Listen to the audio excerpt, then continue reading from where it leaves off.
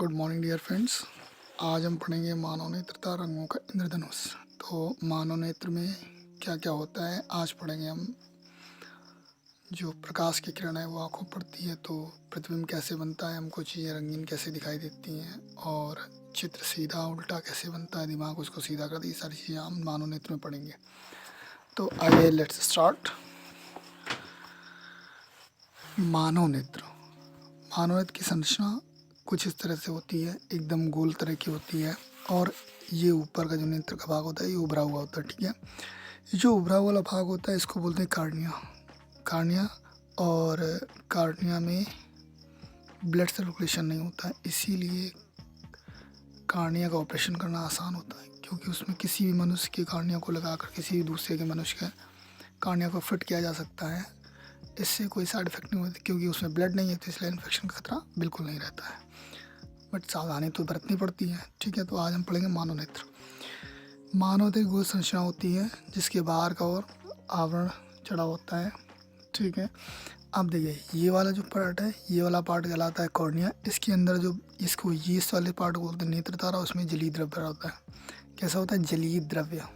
ठीक है, जलीय द्रव्य रहता है। और इसके साइड वाली चीज़ को इसको बोलते हैं आइरिस। आइरिस से सटा हुआ लगा होता है लेंस, जो आँख के अंदर होता है लेंस।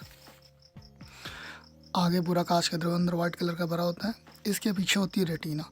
जब कोई प्रकाश की किरण इस मानव नेत्रालय से अंदर जाती लेंस से होती हुई कांच द्रव में जाने का इस रेटिना वाले पोजीशन पर बनती है। रेटिना से प्रकाशिक सिरा मस्तिष्क को भेजता है।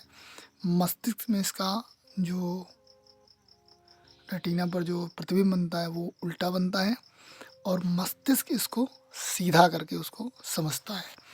तो वही किसी वस्तु को चलती हुई प्रकाश की किरणें कॉर्निया पर गिरती हैं तथा बढ़ती होकर नेत्र में प्रवेश करती हैं। फिर से एक अंश जलीय द्रव लेंस तथा कांच के द्रव से होकर रेटिना पर गिरती हैं, जहाँ पर वस्तु का उल्टा प्रतिबिंब बनता है। प्रतिबिंब बनने का संदेश प्रकाशिक सिरा, जो ये आपको साइड से दिख रहा है, ये प्रकाशिक सिरा माइंड से जुड़ा होता है। प्रकाशिक सिरा के द्वारा मस्तिष्क में पहुँचता है, जिससे यह प्रतिबिंब अनुभव के आधार पर इसको सीधा दिखाई देता है। तो ये मानव नेत्र है और मानव नेत्र की क्रियाविधि कैसे काम करता है, वस्तुएं को कैसी दिखाई देती हैं, मस्तिष्क को कैसे सीधा करता है, कैसे प्रतिबिंब, ये हमने पढ़ा। अब हम आगे पढ़ेंगे जो नेत्र है उसके दोष। अब आते हैं दृष्टि क्षेत्र पर। दृष्टि क्षेत्र क्या है?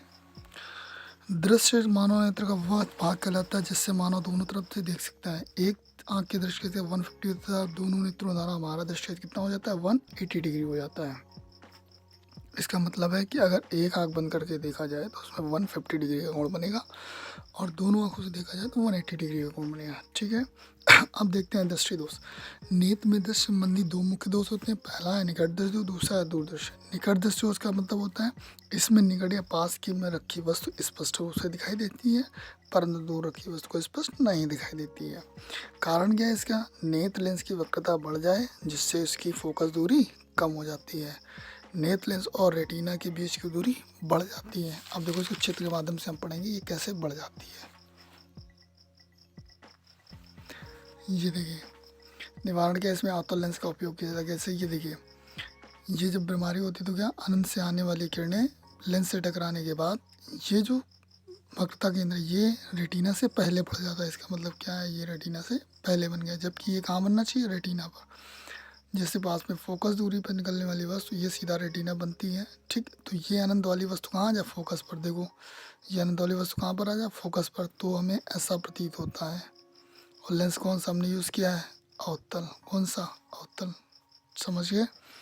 और अवतल लेंस की डेफिनेशन हमने क्या बताई थी? ये किनारे उभरे हुए तथा बीच में दबा हुआ होता है या धसा हुआ होता है। दूरदृष्टि दोष, इसमें दूर की वस्तुएं स्पष्ट दिखाई देती हैं परंतु पास की वस्तुएं स्पष्ट नहीं दिखाई देती हैं। कारण है नेत्र लेंस की वक्रता कम हो जाए जिससे अधिक फोकस दूरी बढ़ जाए। नेत्र लेंस तथा रेटिना के बीच की दूरी कितनी हो जाए? कम हो जाए। देखिए चित्र के माध्यम से हम समझेंगे। ये मानव नेत्र है, ये लेंस है, ये अनंत से कोई वस्तु आई, ये हमारी स्टैंडर्ड डिस्टेंस होती है कि अगर 25 सेंटीमीटर रखी वस्तु आराम से आसानी से पड़ जाता है। उसको पढ़ने के लिए अगर दूरी वस्तु रखने में, इसका मतलब उसको कौन सा दृष्टि दोष है? दूर दृष्टि दोष है। ठीक है, अब देखो इसमें हमने क्या कहा? दूर की वस्तु स्पष्ट दिखाई देती है, मतलब यहाँ की वस्तु स्पष्ट दिखाई देगी, यहाँ की नहीं दिखाएगा। इसका मतलब क्या है कि ये वाला फोकस बिंदु कहाँ पहुँचना चाहिए, यहाँ। तो इसलिए हम क्या करते हैं, स्टैंडर्ड साइज के फोकस बिंदु की कहाँ वक्रता बन गया, इसके पीछे बन रही है वक्रता केंद्र। तो अब इसको आगे आगे हम लगाते हैं उत्तल लेंस। जैसे उत्तल लेंस लगाते तो ये वाली डेविएशन हमारी यहाँ वाली आ जाती है। तो जब यहाँ आ जाएगी, हमको ऑलरेडी यहाँ दिख रहा है, तो लेंस लगाने के बाद इसकी फोकस दूरी कहाँ पर, ये सीधा रेटिना पर गिरेगा। ये बात समझ में आई। दृष्टि दोष दो तरह का, निकट दृष्टि दोष और दूर दृष्टि दोष। निकट दृष्टि दोष को के कारण क्या हो सकते हैं, कारण हो सकते हैं इसमें वक्रता त्रिज्या कम हो जाती है, ठीक है। अब इसमें क्या है, अब इसमें किस चीज़ का यूज़ करते हैं, अवतल लेंस का। दूरदृष्टि दोष में उत्तल लेंस, ये क्वेश्चन हमेशा पूछा जाता है, 1 नंबर में आता है। बहुत ज़्यादा क्वेश्चन यूपी बोर्ड पूछता है कि निकट दृष्टि दोष के लिए किस लेंस का उपयोग करते हैं तथा दूरदृष्टि दोष के लिए किस लेंस का उपयोग करते हैं। तो मैंने बता दिया है, दूरदृष्टि के लिए उत्तल लेंस का और निकट दृष्टि दोष के लिए अवतल लेंस का उपयोग करते हैं, ठीक है। अब पढ़ेंगे प्रिज्म नेक्स्ट टर्न पर।